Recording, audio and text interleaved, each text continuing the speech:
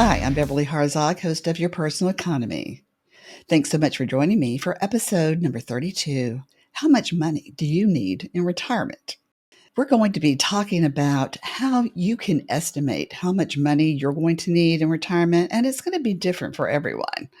And then I'm going to show you a simple way for you to determine if you are on track to meet that goal. And if you're not, no worries. I got some tips for getting there.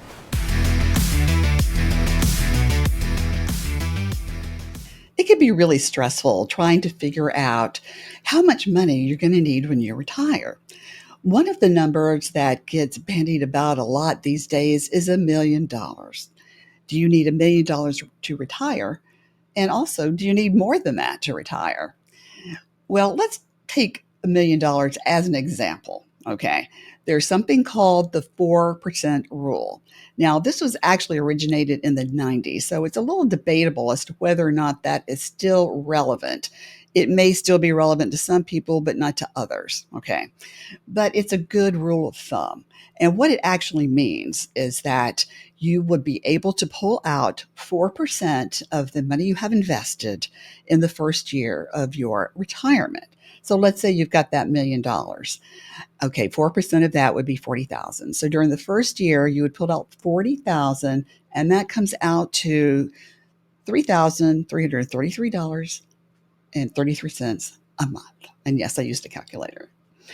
So if you think that's enough money for you, that could be fine. Okay. Most people, I think, might want a little bit more, but it does depend on what lifestyle you're looking for. Some people intend to spend less later on. They kind of want to go off the grid, live in a small town, in a small home, and just enjoy life.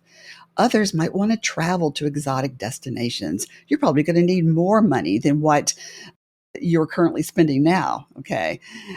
But some people just want it to be about the same. Take vacations like they do now, just enjoy life, do hobbies, maybe work part-time, maybe start a new business. So it depends on what type of retirement you're looking for later on. But I can tell you that you can also kind of depend a little bit on other forms of income. You'll have Social Security. And I know people are constantly telling us, oh, it's not going to be there. I have a secret for you. Okay. I have been hearing that Social Security would not be there for me since I was in my 20s, and that was quite a long while ago. And so while I was saving during all these decades, I kind of assumed I probably wouldn't have Social Security. And it is still here. And yes, it's an endangered species again. So I wouldn't rely on that. Okay. And just kind of assume the way I did that it's nice if it's going to be there, but you're not going to rely on that. But it's good to diversify your investment so that you got maybe some dividend income, passive income from sources. Maybe you started your own business. There are different ways that you can bring in extra money if you don't have enough in your retirement investments to have the lifestyle that you want to live. So there were always some options there. But of course, the more money you have, the easier it's going to be to live the retirement you want to live. And if you want a retirement where you're basically just going to the beach every other weekend and just enjoying yourself and not starting a business or working or anything like that, that's fine. Whatever you want to create, that is up to you. But if you are going to want to spend more time spending money than making money, you do need to be sure you've got a pretty good nest egg for that. All right, so how do you know if you're on track? Let's say you're 30 years old. How do you know if you're going to have a million or 2 million or 3 million by the time you're in your 60s? Well, I do have one simple way, one formula for you to use to figure out if you are on track. Okay, we just talked about how if you have $1 million saved up for retirement, that's going to be $40,000 that you can withdraw that first year. After that, you can adjust it based on inflation and your own personal situation. But let's say you've got 2 million, all right. With the 4% rule, that means you can pull out 80,000 a year. 3 million. you can pull out 120,000 a year. So as you can see, if you use the 4% rule, that gives you a good guideline to determine how much you want to have per year when you retire. Now, let's look at how to know if you're even on track for this. I mean, that might seem like a way far off goal for you right now, okay? And yeah, I know it can be really overwhelming if you just try to think about the whole amount, okay? But you want to just gradually get there. So here's a guideline, and there are a lot of them out there, and I chose one that Fidelity promotes, and I agree with them on this. If you're 30 years old, you should have saved up a year salary. Okay. So let's say you make $50,000 a year. You're 30 years old. You should excuse me. Let's say you make $50,000 a year. You should have 50,000 saved up for retirement at that point in your life. And if you're not there yet, don't worry about that. You can always just add a little bit extra, like 1% extra if you can, to savings. And really, all of this does add up over time because remember, you're going to start making more money. Okay, by the time you're 40, you should have 3 times your current salary. By the time you're 50, you should have 6 times your current salary. So let's say you're 50 years old and you make $100,000 a year. Okay, you should have 600,000 saved up at that point. When you're 60, you should have 8 times your current salary. And when you're 67, which is an age many people retire these days, you should have 10 times. So to make the math easy, let's say you make $100,000 and you're 67, that would be $1 million. But let's say you make $200,000 when you're 67. Okay, that would be $2 million. So it really depends on what your income is as to how easily you can meet these goals. But that's just a guideline for you to know if you're on track so that you can add a little bit here and there, get a side hustle if you need to, just to kind of catch up. So, what if you're way behind? Well, I've got some tips for you that I think will help you catch up.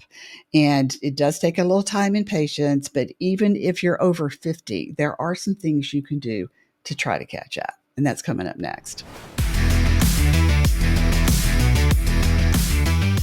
All right, don't panic. Let's say you are feeling like you're not going to be on track to retire comfortably.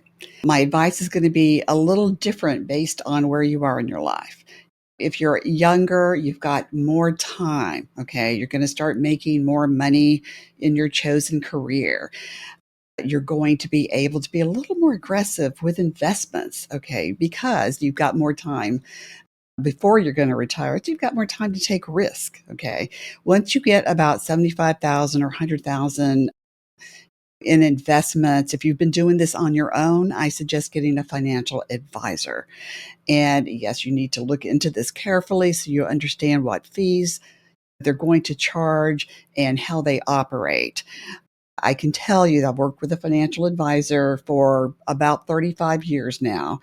And this person has saved us so much money and helped us make a lot of money, okay, by making the right choices. So if you're young, you still got a lot of options. Let's say you're 40 or 50, you're getting a little bit worried.